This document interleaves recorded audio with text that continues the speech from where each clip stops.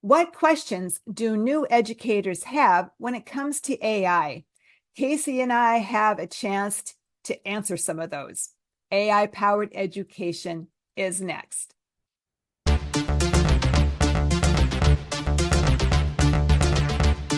Casey and I are here today, and we are excited because we have a guest, and that guest also wants to talk about AI. And we are all about talking about AI, both the pedagogy of AI and also about playing in practice and then putting it together in praxis. And so, Casey, why don't you go ahead and introduce our guest? Thanks, Sandra. I am so excited for our guest today because this person is very special, very close to me. We have worked together for years and years and years, and she is obtaining her master's degree in communication and composition. And a part of that process is doing some research on what's happening in the classrooms. And of course, the topic that we love is making its way into that space, which is AI. And she's an English teacher, a speech coach, has a lot of really great background in communication, and the use of AI is right along with that. So I'd love to introduce our guest today is Leah Roberts-Veazey. Leah, if you want to say hi to our viewers and tell us a little bit about what our conversation will look like today. All right. Well, thank you again for having me on your podcast. I'm honored. I'm so excited. I just want to kind of hear where your thoughts are about the use of AI in the classroom, but specifically in the English and communication classroom. I want to hear about sort of your ideas about how that might impact writing and creativity. That's kind of my avenue. So is it okay if I just start? Please. Get after it. Okay. So my first question is, can you each share 3 words that capture your feelings about the use of AI in the English and communication classroom? I can start. I would say that complicated, opportunity, and freeing. Those are my 3 words. Awesome. Thank you. Awesome. I like how you said that so succinctly, Sandra. I feel like I am a person who cannot use 3 words to describe anything. I would say, though, the first word that comes to mind is that I'm curious. I think that I definitely want to know more. I think thinking about it in general makes me just curious. I also want to say that I'm probably a little bit frightened by things that are unknown, right? So like I think that it's not a fear that I find debilitating and stopping. Instead, it's one that I want to get after and try to understand a little bit more. And a third word to describe how I feel about AI in education would probably be gosh, I don't know. I feel like I'm better about this if I stop talking so much. You're okay.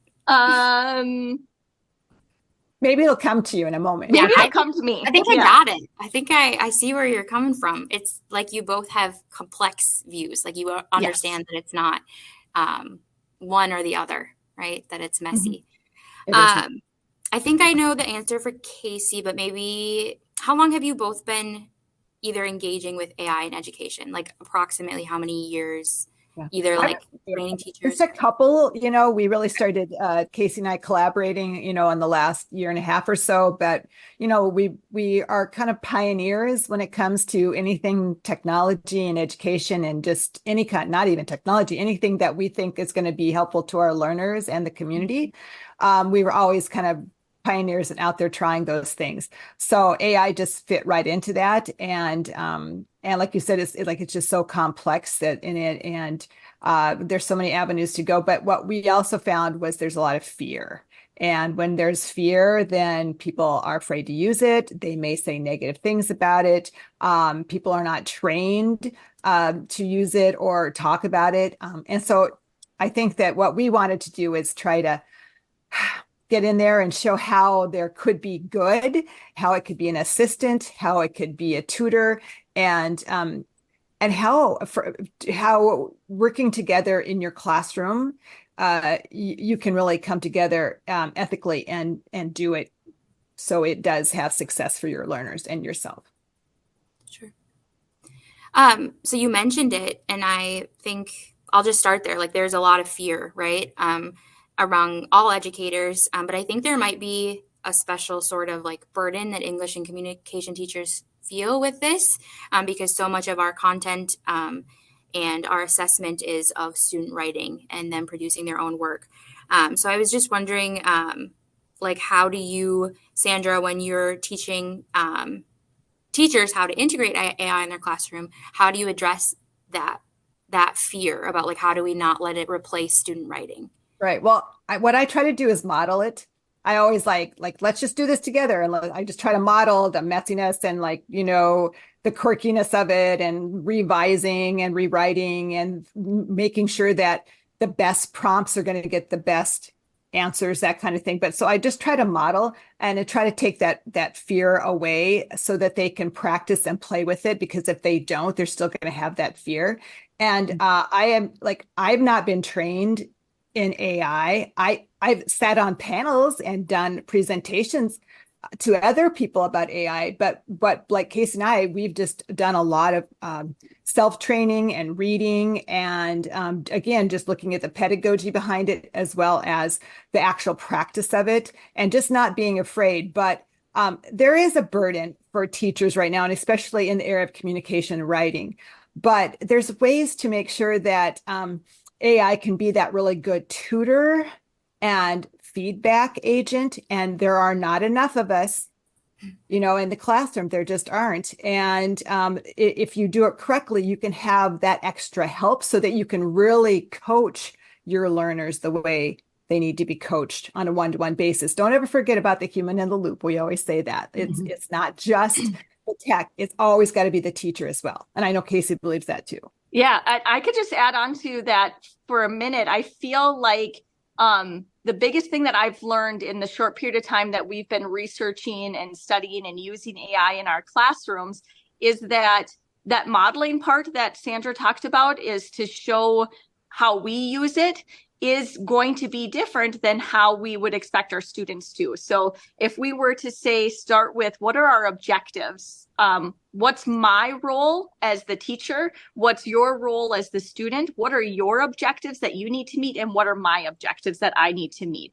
And so if we really start to break that down, we could say, students, although I might use this to create an assignment, to create a prompt that I would like us to discuss in class, the reason why we don't want you to use it to write your assignments and to answer that prompt is because your objectives are different than mine. And like, what you need to get out of this lesson or out of this experience is not the same thing that I'm getting out of it. And so we're going to use it differently. And this is why it's an assistant for me and a tutor for you, and I think really making those delineations and how it's being used is the most helpful, especially for communication teachers, because that's what we're supposed to be doing, right? Is teaching them how to communicate effectively, and using their resources like ChatGPT or whatever it might be is just a part of that.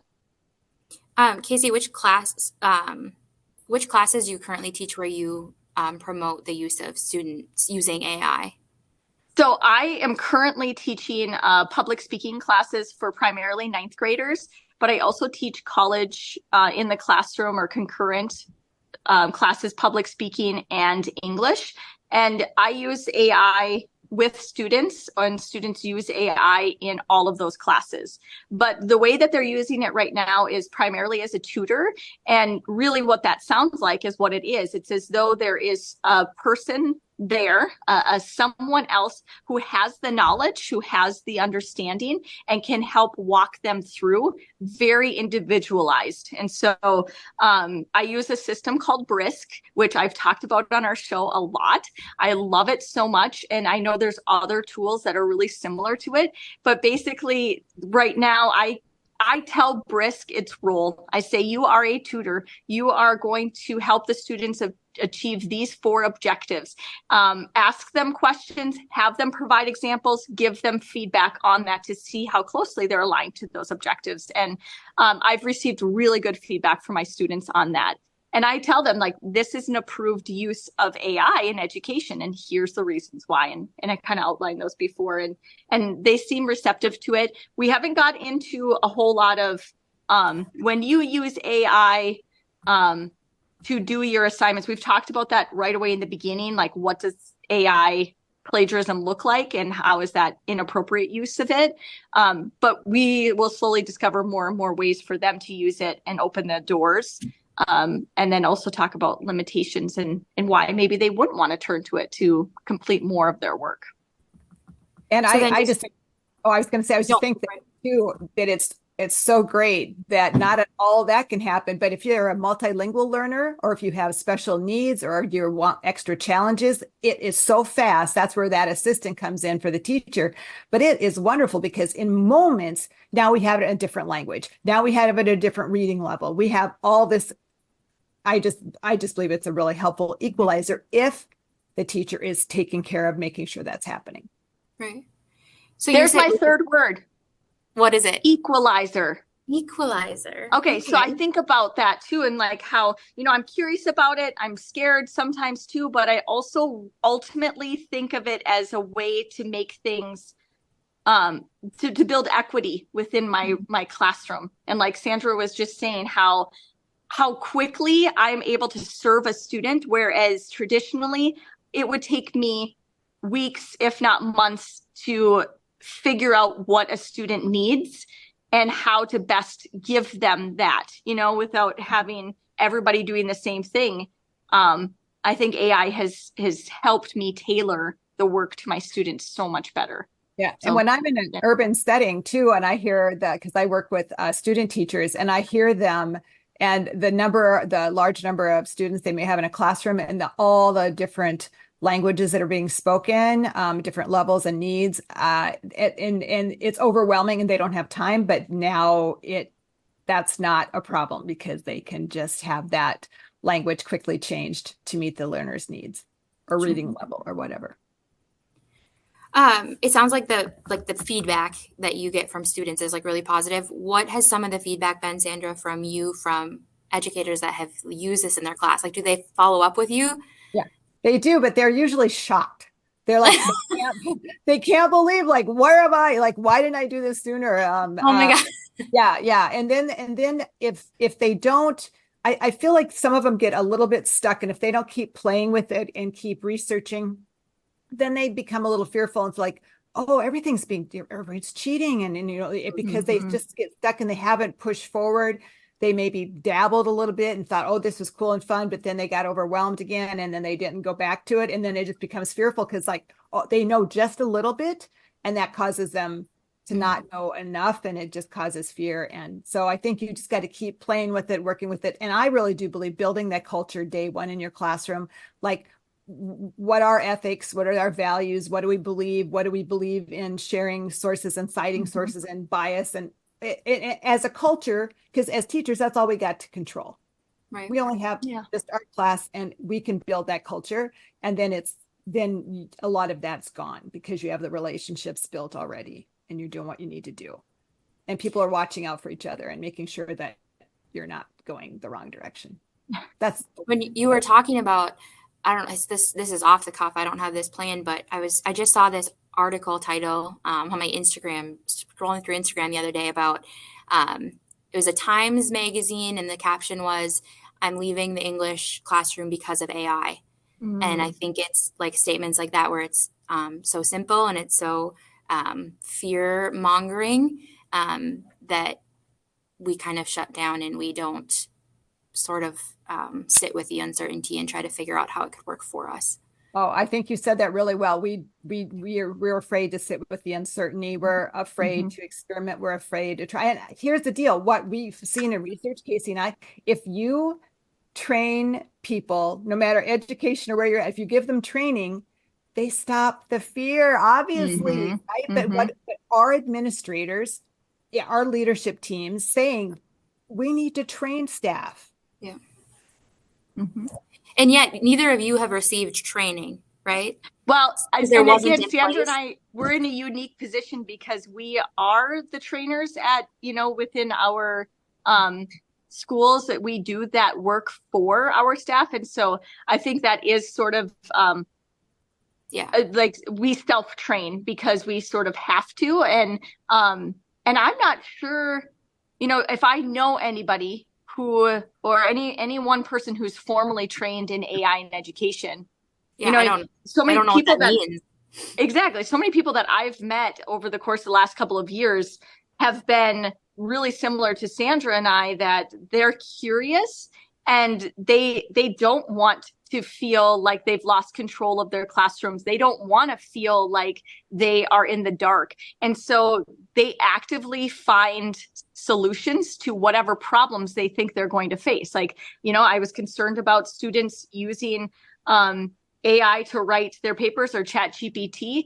My instinct was not to turn off ChatGPT. My instinct was to figure out how can they use it so that it will work for them and not against me or not against our objectives in our classroom. And I think it's that mentality that is more important to having a career that you love and enjoy and want to stay in than, the alternative to that is letting the fear take over and really ruin your passion for education.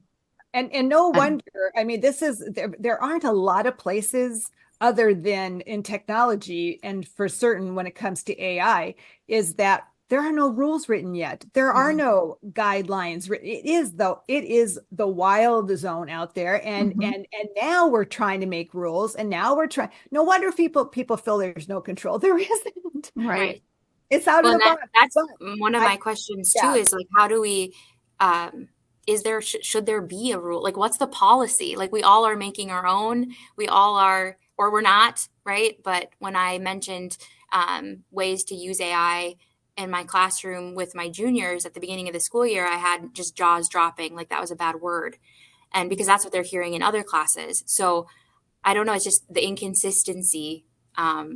I think the biggest thing, and this is what I hear across the board, no matter education or not, are all the players at the table. And they're not. School districts are your teachers, are your students, are some parents, like everyone. Are you all sitting and making those decisions for your district, your setting? Again, that's all you have control of is that district, right? So, but people like to exclude people from the table, or they forget to ask everybody to be at the table, and then those rules are biased and not healthy and not good. So. Right. And I mean, I don't want rules and I don't want policies governing things, but I also think that it also really does help educators with the consistency thing that you were mentioning, Leah.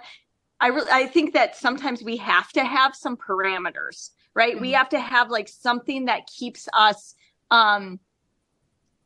sort of within a boundary so that we feel comfortable and confident, and that's our area, and that we need help with.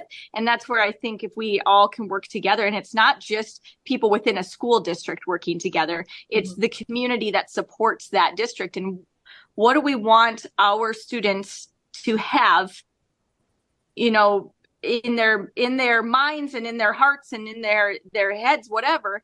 What do we want them to have when they graduate, when they leave our school, if they transfer somewhere else, if they, even if it's elementary age, what is it that we as a district, what's our philosophy on education? And I think we would learn really hard and fast that most people want students to be successful contributors to society in either the work or in life.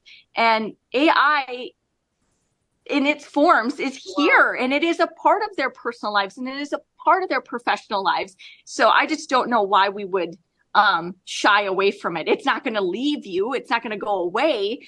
Instead, we need to learn it and understand it just like we do any other technology that's found its way into our world.